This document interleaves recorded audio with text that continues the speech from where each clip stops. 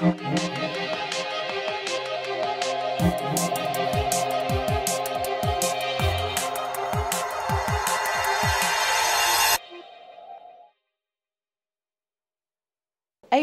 Training has been established for over 10 years now as an independent training organisation.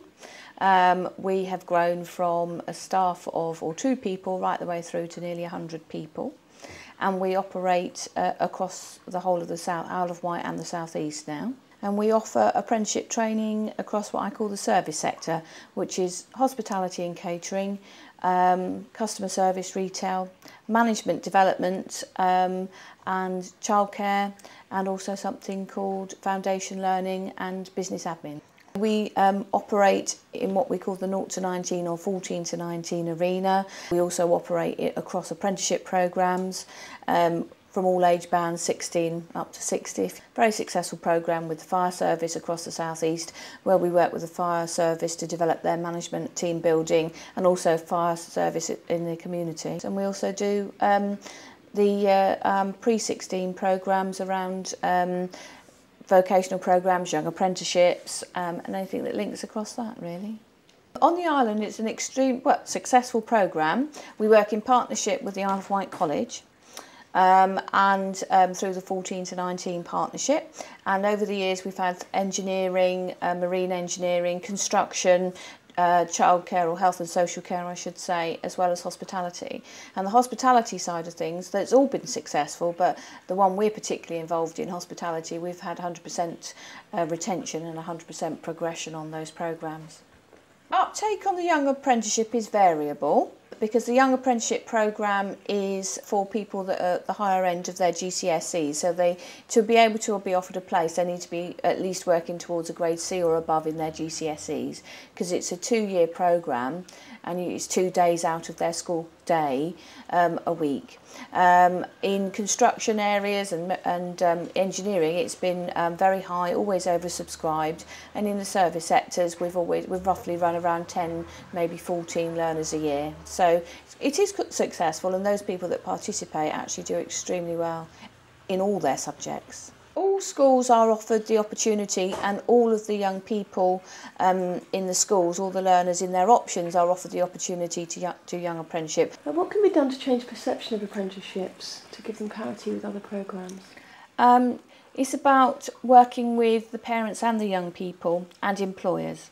It's a lot of hard work, it's about raising awareness, it's a lot about independent initial advice and guidance. So it's about getting into the schools with our connections colleagues and actually getting in right from year 9 and in the reorganisation earlier than that, so young people are very much aware of what the apprenticeships are and that there are apprenticeships available, and also the parents to value those apprenticeships and see that it's a stepping stone, because there are very few programmes when you're age 16 where you can earn £95 a week plus get all your training free, and also on the island in particular there are subsidised travel by Southern Vectors for the employers. So there are a lot of advantages, and of course because the £95 a week is less than the national insurance threshold, the young person actually takes 100% of that £95 a week home. They also get the qualifications free. So, and it's also supporting the employers, because the employers get a valued member of staff, and then there's a career progression where the young person then can work towards a minimum wage, and there will be a minimum wage in the future for apprentices. New government policy hasn't really affected us at the moment, although we have been informed of changes for our next contract year.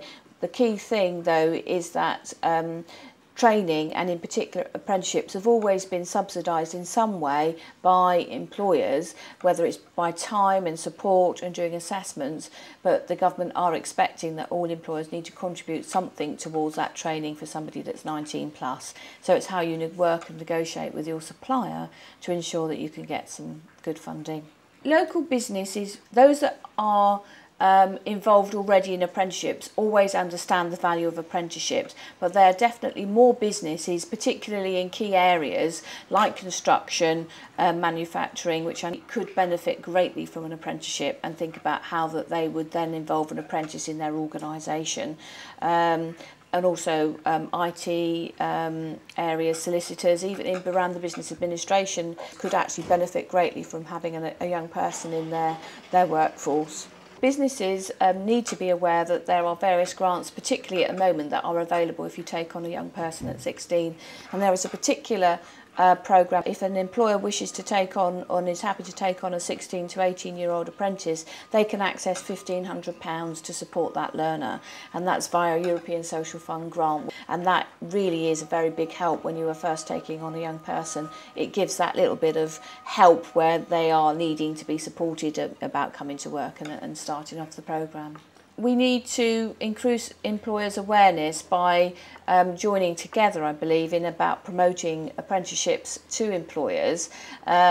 It's difficult to get in front of an employer. They're very busy, and I think that there needs to be some form of support, or perhaps a local group on the island, strategic group, where we do as much as we can, but where we have a strategy where we can get out and talk to all the employers. Now, many employers are put off by red tape. Do you agree that this is an issue, especially for the smaller businesses? Sometimes, depending on how you work, we as a provider take as much of that burden off the employer as possible. And the apprentice really is considered as part of the workforce, and if the work and support is only the same that they would give any new employee, whatever age they are. So as an apprenticeship provider, we actually spend a lot of time with the employers and trying to take that burden off them, although most of the burden of bureaucracy for an apprenticeship is actually on the training provider, not the employer. So it's really about the initial start-up, the arrangements, the health and safety and so forth. But it's no different to that which you would provide for any employee. You just have to let us know about it at the beginning. So because we have a duty of care, particularly for a 16 to 18-year-old, that they're in a safe environment.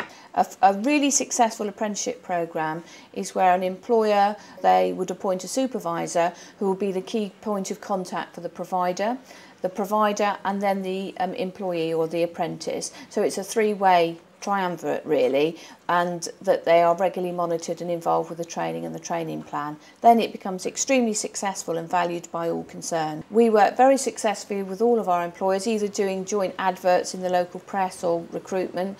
We have apprenticeships online, and that is where we can actually register an employer's vacancy. It's free, so that's available to every employer in the country, and then any apprentice or people that are interested in apprenticeships also register and they apply online. It is actually being used by people like British Gas, Orange for their apprentices, and they're extremely successful.